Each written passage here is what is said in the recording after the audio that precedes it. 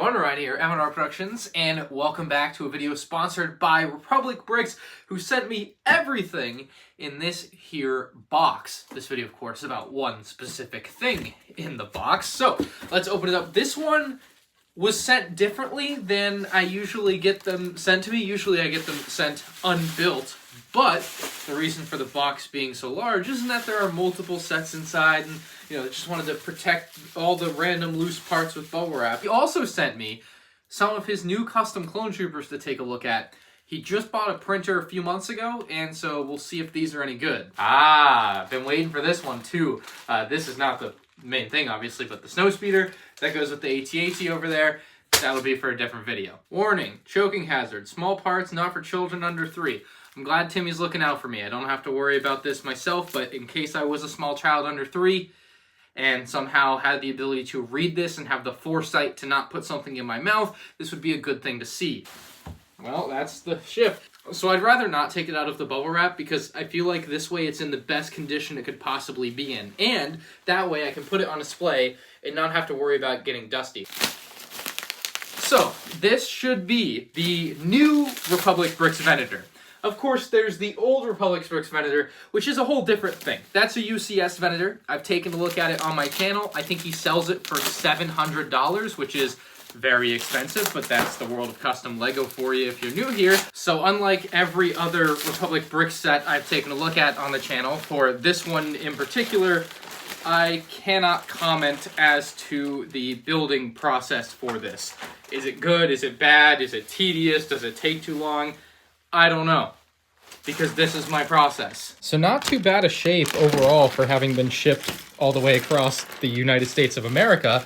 And it actually looks like there's some mini vehicles in this, so I guess we'll be able to take... I mean, I guess I had seen the Vulture droids, but I didn't think that there'd be like an AT and a gunship. I gotta figure out how those go together, but it's actually in pretty good shape, so I'm gonna put it all together and we'll take a look at it. How much... I gotta figure out how much this costs, actually. Republic Bricks did provide me with 2 separate special codes to give you 15% off any of his newer custom minifigures, or 15% off the $300 price tag on the Venator. The code's on screen now and written in the description below. Can unfortunately only be used one at a time, so you'd have to make separate orders if you wanted figures and a Venator. But as I'll explain later in the video, I just think this Venator costs too much money, but maybe that extra 15% off, bringing it from $300 to $255, changes your mind. Anyways, let's get back into the video. So this is the finished Venator, and I must say, it's got one thing that I don't love on it, and that is the yellow inside that like Republic logo there. They use tan on the UCS version over there, and I just think tan is the better color for it. But other than that, it looks better than I had expected. It is still not like the optimal display Venator. I'm going to bring that one over, and I'm going to bring the Lego one in here in a moment. But just to give you an idea, I mean, it still has some pretty decent angles. It also has some pretty rough angles. And the same is true of the official Lego model. Unfortunately, that's something I looked at with rose-tinted goggles for a long time, but have since come around on that the Lego model, it's just not that good, and that's why I really want them to make a UCS one like the RB one over there, because Lego UCS Venator would be just the sickest thing ever. But anyway, this set comes with like these boarding droid things that you might have seen in the Clone Wars, as well as the 2 Vulture droids here. Nice additions to the set, not something that I particularly value, but maybe, some of you guys do. This is a playset, or at least that's the concept of it, so people looking at this might be looking at it as a playset. I still don't particularly understand who's buying like custom sets specifically to play with them, because what you'll find is these are not as sturdy as Lego sets, and they just don't compare in that regard. So that's something to keep in mind. This set is just not as sturdy as like the Lego playset model, which is not in another room right now. But something I do like about this, a play function, is you can see this little hinge here, and that is basically where you can throw this in and have the droids board onto. Obviously, this is in a micro scale of what is or would be actually happening, but you can have the droids board into the Venator, and I think that's a really cool function of this. Something that if Lego were to make another Venator, would be kind of neat to see them bring in as well, kind of some micro scale play there, and it kind of adds this nice little bump on top when it's on there. You can see the texture on top, just mostly studs with a bit of tiling in between, some grill pieces, and then down here we actually have our turrets, which go up really high into the Venator. I do wish this piece sat a little bit lower. I feel like it sits way too high, and ultimately that's where we bring ourselves around back and find out that there's a bit of a gap issue on the back. You can see it is not the prettiest looking back of a Venator you'll ever see. I guess the back of the Venator is not really what matters for a lot of people, but for anyone that cares, it's a pretty large gap at the back, and that is unfortunate. It should be noted the official LEGO model is definitely not better in this regard, so maybe it's not really a worthwhile complaint, but it is something that I noticed when I looked at this without this next to it. The engines, though, look really good. Something I found kind of interesting is this piece you can actually take out. I'm not really sure what this is, if these are like fuel cells or something, but that is a function that is built into the set as well. Just a lot of play functions on this. And then because this is supposed to be a play set, you can actually pick this up and use this handle to fly the Venator around. It is very front heavy, so it is going to lean down when you pick it up by the handle. It's not the most centered handle. I do wish the handle could have been moved up a few studs because that would basically alleviate that issue, but it still works as intended and allows you to move the ship with ease without worrying about the whole thing falling apart. So it's nice that it has the structural design on the interior to allow you to do that without worrying about it breaking. Now, one of my aside from the gap, which I think is my least favorite part of this set, the second least favorite part of this set is this little red ridge here, and it looks good. Aesthetically, it's fine, but what you'll notice is it actually kind of like runs into the plates, and then, yeah, there's that. So like I've said a million times already, this is designed to be a playset, and this part consistently falls off. And when that is one of the main things you have to move to like open the set to get to the interior that's built to play with, well, that can be problematic to say the least. Now, if that was the droid thing that fell off, okay, I was wondering what broke, because I had opened it a million times and nothing else was breaking. Anyway, so yeah, this connection is just way too weak. That is definitely something you could, I suppose, fix on your own, but like, for $300, I would hope that it would just come with a slightly better connection. So yeah, this is just a part that tends to fall off a lot. But anyway, if we put it back down, you can see it looks fine on its own. It's fine without these other pieces interfering, but when other things rub up against it, that's where you have problems. Anyway, taking a more full look at the interior reveals that we actually have kind of a command bridge area, very reminiscent of LEGO Star Wars sets from recent years, such as the First Order Star Destroyer. Just kind of has a very similar vibe for the interior here. And so you'll notice a chair on each side with some control panels, and the figures that I have inside are some of those newer Republic Bricks customs that I think he's printed himself. I think the helmets are still Clonery customs. But one of the things with UV custom printed figures is that they tend to have a bit of a weird print as you get towards the edges of the arms, and so that is continuing here. Hopefully maybe that'll get ironed out in the future, but that's still something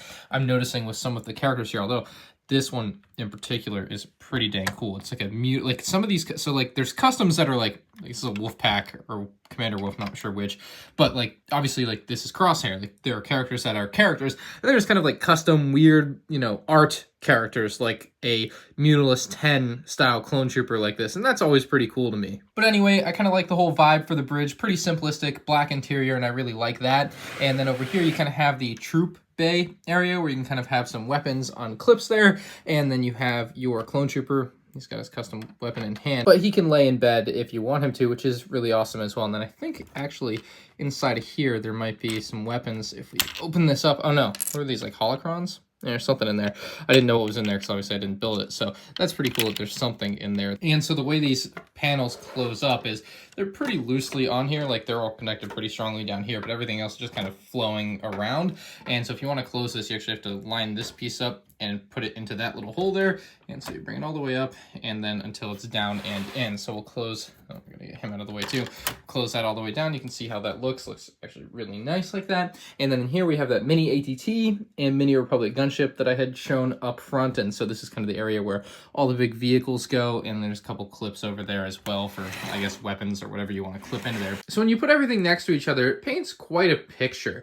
I feel like the Republic Bricks Venator, the Playscale one, doesn't really have a place in all this. There's a few design cues on the Playscale Venator that I think are really good, like the turrets. I think they look better than the LEGO one. They are still behind the UCS style one, of course. I also think the way everything comes together at the very front of the Playscale Venator is much nicer on the custom one than on the LEGO one. And the LEGO one is just really oddly proportioned, but at some areas, so is the custom one. So it kind of is a give and take in some areas, but where the LEGO one really beats you is this. I mean, this handle is just it's a nice handle.